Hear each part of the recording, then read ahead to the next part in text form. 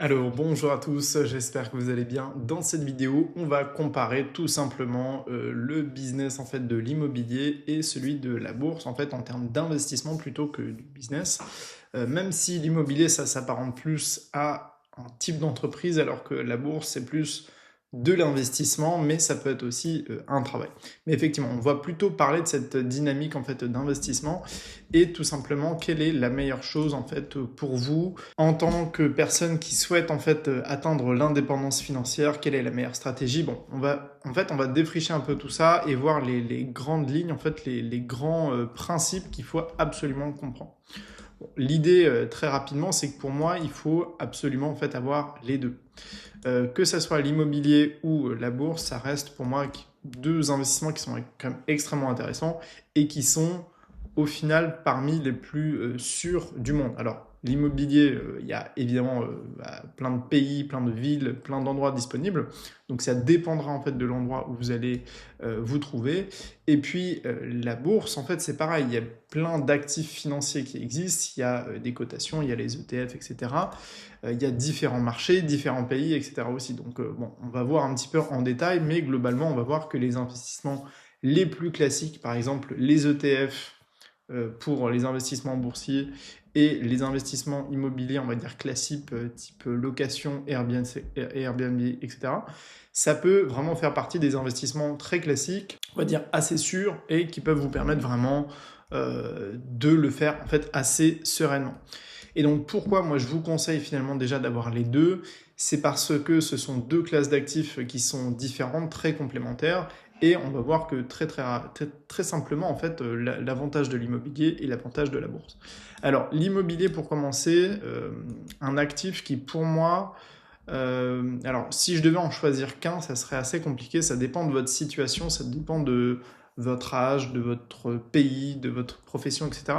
Mais ce qu'il faut bien comprendre, c'est que l'immobilier, même en France, justement, c'est un des meilleurs actifs en fait à posséder et à faire travailler. Pourquoi? Parce que on peut tout simplement le financer à crédit. Donc vous pouvez par exemple avoir comme objectif de déployer, par exemple, développer en fait un patrimoine immobilier de 300, 500 000, peut-être 1 million d'euros si c'est votre objectif, et le faire sur 10 ans, 15 ans, 20 ans, mais de le faire en fait en le finançant avec du crédit, avec de la dette. Donc ça, c'est le premier point évidemment très très positif de l'immobilier, c'est que vous n'avez pas besoin de travailler forcément très dur, ou en tout cas de travailler pour mettre cet argent et créer ce patrimoine. En fait, l'idée c'est qu'on va pouvoir le financer avec de la dette. Ok. La grosse différence donc avec les actifs qui sont financiers boursiers, c'est que là, on va plutôt tabler sur l'effet composé, donc le fait qu'au fur et à mesure des années, les titres que vous avez possédés vont prendre de la valeur et donc automatiquement on peut les réinvestir, etc. Et sur les marchés ETF, ils vont prendre aussi de la valeur et donc là on va pouvoir tout simplement acheter une année et puis revendre 10 ans, 20 ans plus tard avec quasiment une certitude qui est que ça va pouvoir prendre en fait de la valeur.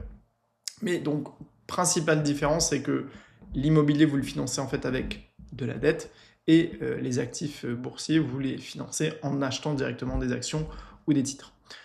Donc c'est sûr que cette différence-là, elle est majeure et elle est à prendre en compte. Et je dirais que moi, de l'expérience que j'en ai et des gens aussi que j'ai rencontrés, je pense que l'actif immobilier, je dirais, est celui qui, à l'échelle de votre vie, est quand même le plus intéressant à déployer, à développer. Parce que c'est un actif qui reste extrêmement abordable pour des personnes lambda, on va dire. L'investissement boursier, ça implique en fait d'avoir une stratégie derrière d'investissement pour pouvoir dire, par exemple, chaque mois, pendant X années, je mets et je place tant d'argent. Donc ça implique d'avoir un certain niveau de revenu pour pouvoir se permettre d'investir. Et en fait, à partir du moment où on a cette stratégie-là, c'est tout à fait pertinent. Et l'immobilier a cet avantage-là d'être plutôt accessible, comme je le disais, au plus grand nombre, à condition où on est prêt à travailler et à fournir des efforts. Et on verra notamment que l'objectif, quand on veut être indépendant financièrement, ça va être de viser les 1 million, le million d'euros de patrimoine. Parce qu'en fait, si on prend un patrimoine immobilier et boursier qui vaut au global 1 million d'euros, on a normalement atteint l'indépendance financière puisque on a du rendement de l'immobilier, d'accord, on a des loyers, un Airbnb, des revenus en fait qui vont tomber, Et normalement, on a un patrimoine boursier qui est peut-être à 20-30%, qui va continuer à prendre de la valeur au fil des ans. Donc entre immobilier et bourse, en fait, c'est des stratégies complètement différentes, mais qui vont être en fait complémentaires. La bourse, comme je vous l'ai dit, pour moi, c'est quelque chose qu'il faut envisager pour toute sa vie. Vous épargnez chaque mois, vous pouvez mettre 500, 1000 euros. Ça dépend en fait, encore une fois, de votre niveau et de votre capacité d'investissement. Alors que l'immobilier, c'est vraiment, vous commencez, par exemple, vous avez un petit apport de 20-30 000 euros, vous pouvez commencer en achetant un studio, le louer, faire du Airbnb, etc. et faire un crédit, en fait, évidemment, avec cet apport-là. Donc, c'est une stratégie qui est complètement différente, mais comme on le verra, et j'en ferai une vidéo, je pense, à part, l'idée, c'est que votre objectif, finalement, c'est d'atteindre ce fameux patrimoine d'1 million d'euros. Surtout aujourd'hui, surtout avec l'inflation, surtout avec la hausse, en fait, du coût de la vie, c'est finalement le patrimoine qui est presque nécessaire, minimum, le patrimoine minimum pour tout simplement pouvoir vivre correctement jusqu'à la fin de sa vie. Et on parle bien d'investissement, hein. C'est évidemment cet argent, vous l'avez. Si c'est un investissement, vous pouvez aussi potentiellement l'avoir en cash, mais on parle d'un investissement qui va durer en fait toute votre vie et qui va pouvoir continuer à vous faire vivre en fait toute votre vie. Et d'ailleurs, c'est toute la thématique en fait de cette chaîne et toute la thèse en fait de cette chaîne. C'est l'idée finalement que pour atteindre réellement la liberté financière, l'indépendance financière, il faut se développer en fait des revenus qui soient passifs, autonomes et sécurisés. D'accord? Donc bon, pour la partie en fait sécurité, etc., les indices boursiers sont évidemment très très intéressants.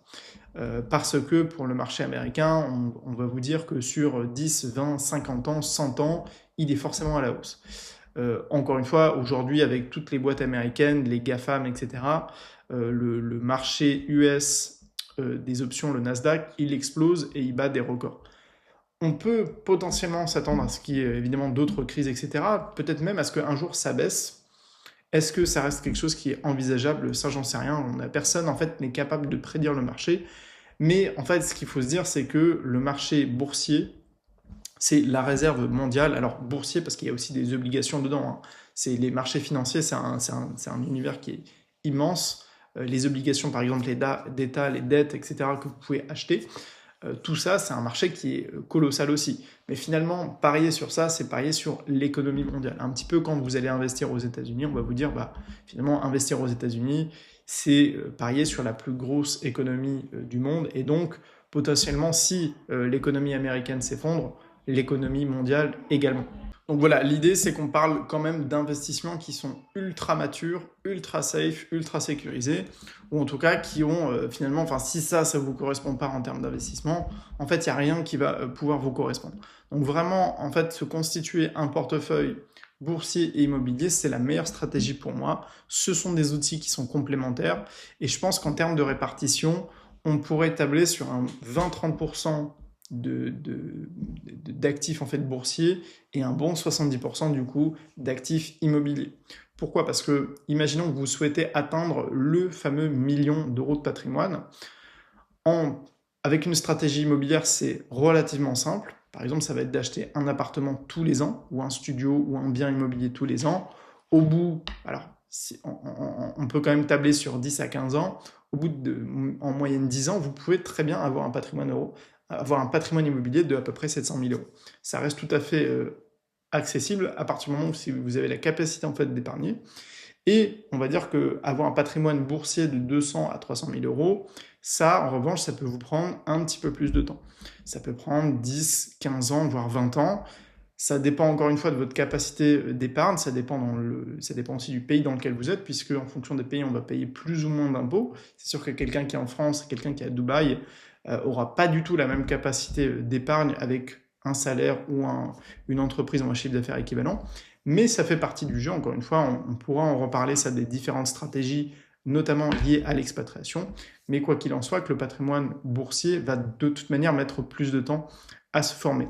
Ce qu'il faut se dire, c'est que ça, c'est des investissements que vous allez pouvoir garder toute votre vie, que vous allez pouvoir normalement léguer à vos enfants. Ça fait partie d'un patrimoine, d'un héritage aussi que vous allez pouvoir constituer, et évidemment aussi qui va vous servir à votre retraite. Donc on parle vraiment d'investissement sur le long terme, sur lequel en fait vous allez avoir différents effets de levier, et pour moi vraiment les deux sont complémentaires et les deux sont ultra safe.